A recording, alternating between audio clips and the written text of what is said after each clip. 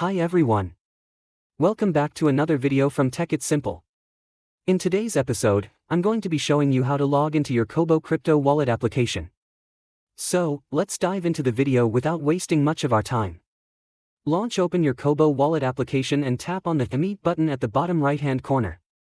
Now, you will come across this interface where you'll need to tap on Log In at the top left.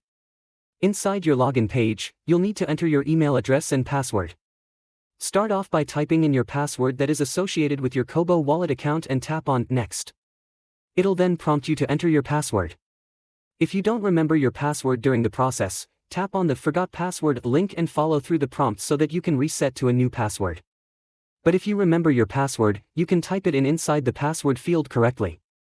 Finally, tap on Login, and you have successfully logged into your Cobo Crypto Wallet account. That is how quickly it can be done. If you found the video helpful, go ahead and give us a thumbs up. Don't forget to subscribe to the channel by hitting the subscribe button. Also, press on the bell icon so that you'll never miss another upcoming upload from us. I will see you again in the next episode. Goodbye till then.